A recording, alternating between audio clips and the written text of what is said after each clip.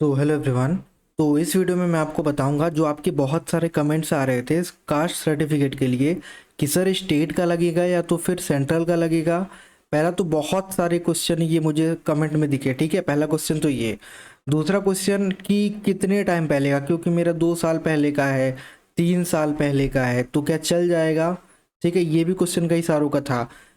ये सारी चीज़ें मैं इसमें आपको बताने वाला हूँ। तो देखिए, कास्ट सर्टिफिकेट और साथ के साथ इस वीडियो में मैं आपको बताऊंगा क्लासेस के रिगार्डिंग भी, जो कि फाइनली स्टार्ट हो चुकी हैं, फ्री क्लासेस। ठीक है, कोई पेड क्लास की बात नहीं करूंगा मैं। ठीक है, तो जो कास्ट सर्टिफिकेट होगा, सबसे पहली बात तो वो स्टेट का नहीं लगेगा। ये बिल्कुल क्लियर है। अगर आप ये सोचे कि नहीं मैं स्टेट का लगा देता हूँ, मेरा काम चल जाएगा, मेरा एडमिट कार्ड आ जाएगा, तो वो बिल्कुल भी नहीं आएगा। ठीक है, एग्ज़ाम तक आप भले पढ़ लिख लो, कुछ भी कर लो, वहाँ पे आपको बिल्कुल डिसमिस कर दिया जाएगा। तो कास्ट सर्टिफिकेट जो होगा आपका, वो सेंट्रल का होना चाहिए। ST SC OBC वालों का होगा, आप सबको पता है, जायज़ सी बात है। जो कास्ट सर्टिफिकेट होना चाहिए वो मेनली आपका ट्राई आप यही करो कि 2024 का होना चाहिए। ठीक है, जनवरी से लेके आपका अप्रैल 2024 के बीच का होना चाहिए, तो बहुत बढ़िया रहेगा। ठीक है, क्योंकि फ्रेश रहेगा तो ज़्यादा बेटर रहेगा। ठीक है, और जो EWS वाला होगा, जो EWS का सर्टिफिकेट लगेगा, उनका जो सर्टिफिकेट होना चाहिए वो तो बिल्कुल आपका अप्रैल मंथ का ही होना चाहिए। ठीक है, अब बात आती है कि सर मेरा सेंट्रल का नहीं है, सिर्फ स्टेट का बना हुआ, तो मैं क्या करूं। तो सेंट्रल का आपका कैसे, अगर आपने फॉर्म फिल नहीं किया है तो ही सारी चीज़ें करें। ठीक है, मैं आपको बताता हूँ क्यों। देखिए, अगर आपने फॉर्म फिल नहीं किया और आपको सेंट्रल का बनवाना है, तो मैं आपको उपाय बता रहा हूँ। देखिए, आपको क्या करना है, SDM ऑफिस में जाना है, आपके जहाँ भी आप रहते हैं।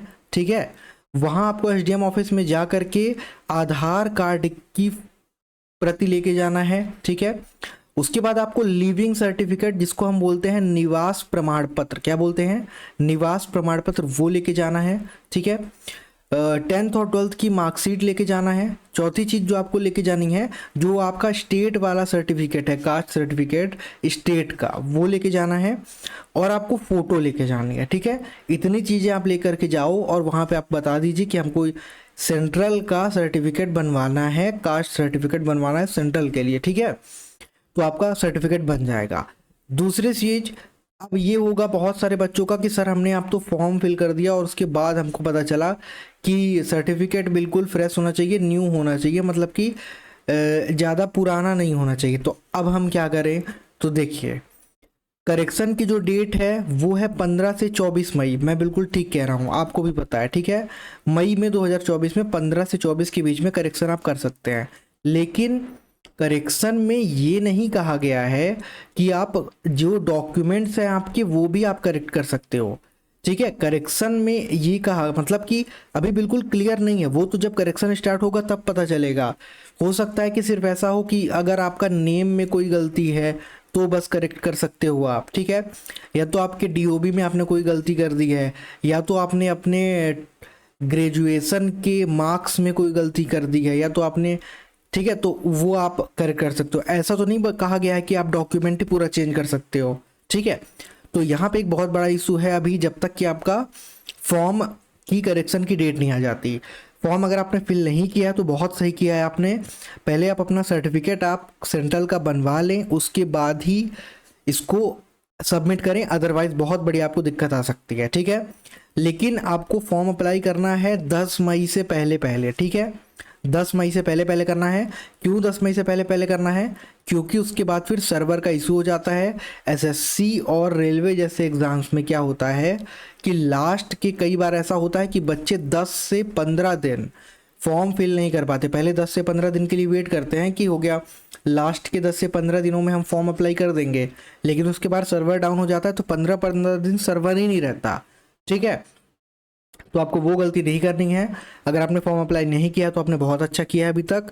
सेंट्रल का सर्टिफिकेट न्यू बनवा करके उसके बाद अप्लाई करें। दूसरी चीज़, स्टेट का नहीं चलेगा। मैं बार बार कह रहा हूँ, ये मत सोचिएगा आप कि स्टेट का लगा देते किसी को क्या ही पता चलेगा। ठीक है, तो ये गेम खेलने की आपको बिल्कुल भी ज़रूरत नहीं है, अगर आपको सच में RPF में सिलेक्शन लेना है अच्छे से तो। ठीक है, बाकी सारी चीज़ें आपको क्लियर हो गई होंगी। करेक्शन आपका 15 से 24 मई के बीच में होगा, तब आपका वो सारी चीज़ें हो जाएंगी। लेकिन आप अगर आप फॉर्म अप्लाई नहीं किए तो आप सेंट्रल का लगा करके बिल्कुल भर सकते हैं, ठीक है। क्लासेस के रिगार्डिंग बाकी आपको मैंने कई बार बताया है कि PYQ सीरीज़ हम स्टार्ट करने जा रहे हैं। देखिए PY, अब बहुत से बच्चे बोल रहे थे कि सर ये सब छोड़ो, आप टॉपिक वाइज क्लासेस करवाओ, ठीक है, सुपर 30 बैच लॉन्च करो। तो जब आपको मैं फ्री में क्लासेस प्रोवाइड कर रहा हूँ तो आपको सुपर 30 में पेड के जाने के लिए क्या ज़रूरत है, क्योंकि सुपर 30 एक पेड बैच है, ठीक है। तो जब मैं आपको फ्री में ही दे रहा हूँ क्लासेस तो आपको पेड क्यों लेना है, ठीक है। तो इस वजह से PYQ सीरीज़ मैंने लॉन्च की है। PYQ सीरीज़ क्या है, जो आपके रेलवे, RPF और SI में प्रीवियस ईयर में क्वेश्चन पूछे गए हैं, कब से कब तक। पहले तो हम 2018 का डिस्कस कर रहे हैं, ठीक है, जो 2018-19 में एग्जाम हुआ था उसका। PYQ सीरीज से क्या फ़ायदा होगा सर, आप तो कह रहे हैं कि 50 में 50 आ सकता है, ऐसा कैसा हो सकता है, एक बच्चे ने ये भी कमेंट किया था। देखो SSC और रेलवे का जो पैटर्न होता है वो क्या होता है कि ये अपने जो क्वेश्चंस हैं, SSC लगभग 70% और रेलवेज लगभग 80 से 90% रिपीट करती है, ठीक है। अब बोलेंगे कि रिपीट होता है तो पेपर तो ओपन हो गया। देखो क्या होता है कि क्वेश्चंस सेम होते हैं, ठीक है, क्वेश्चंस न्यू बन के नहीं आते कि नहीं चलो इस बार हम ये क्वेश्चन बना देते हैं रेलवे के लिए कि मोहनजोदड़ो में जो ईंट हमने बनाई थी वो ईंट क्या कहते हैं कि उसमें मिट्टी लगी थी कि नहीं लगी थी, मिट्टी लगी थी तो कौन से कलर की लगी थी। तो ये नए क्वेश्चन नहीं बनेंगे, क्वेश्चन वही बनेंगे कि इसकी खुदाई कब हुई थी, इसकी खोज किसने की थी। हर शिफ्ट में अलग अलग करके पूछा जाएगा, ठीक है। तो रेलवेज जो है वो सबसे ज़्यादा, SSC से भी ज़्यादा क्वेश्चन रिपीट करती है रेलवे, ठीक है। इस वजह से मेरा मकसद है PYQ सीरीज़ को लॉन्च करना। बिल्कुल मैं आपको, आपने अगर PYQ सीरीज़ देखी होगी उसका मैं आपको डिस्क्रिप्शन में लिंक दे दूंगा, ठीक है, उसको आप देखिएगा, एक वीडियो आप देखेंगे तो आपको समझ में आ जाएगा कि एक क्वेश्चन से मैं आपको लगभग 5 से 6 एक्स्ट्रा इन्फॉर्मेशन बताता हूँ, और जो एक PYQ सीरीज़ होगी उसमें हम लगभग 25 क्वेश्चन डिस्कस करेंगे। तो इस हिसाब से आपके 150 क्वेश्चन में एक वीडियो में, वो भी कितने मिनट की वीडियो में, 30 मिनट की वीडियो में मैं कवर कर दूंगा, और वो क्वेश्चन कवर करूंगा कि जो कि आपके एग्जाम में आने के, खास तौर पे रेलवे में 100% चांस होंगे, ठीक है। तो इस वजह से PYQ सीरीज़ बहुत ज़रूरी है। बिल्कुल फ्री क्लासेस रहेंगी आपकी। टेलीग्राम पे आपको डेली क्लास का PDF मिल जाएगा, टेलीग्राम का आपको लिंक डिस्क्रिप्शन में मिल जाएगा, वहाँ से आपको टेलीग्राम ज्वाइन कर लेना है, ठीक है।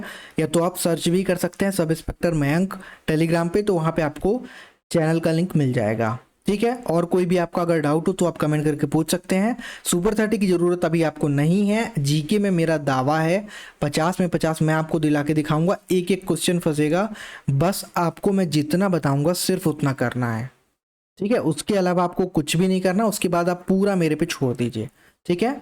बस आपको डेली लेक्चर लेना है, एक एक लेक्चर के एक एक पॉइंट को आपको नोट करना है। जैसे मैंने एक क्वेश्चन में 5 पॉइंट बताए, पांचों पॉइंट आपको बिल्कुल अच्छे से नोट करना है।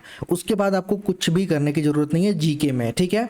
बाकी बहुत ही जल्द आपकी मैथ और रीजनिंग की भी क्लासेस स्टार्ट हो जाएंगी GK के बाद, लगभग मई महीने में, ठीक है।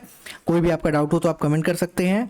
चैनल को आप सब्सक्राइब कर सकते हैं अगर आपको डेली क्लासेस की नोटिफिकेशन चाहिए, ठीक है। डेली आपको क्लासेस कल से, बिल्कुल कल से नहीं, आज से ही शाम से बिल्कुल आपको प्रोवाइड कर दी जाएंगी, ठीक है।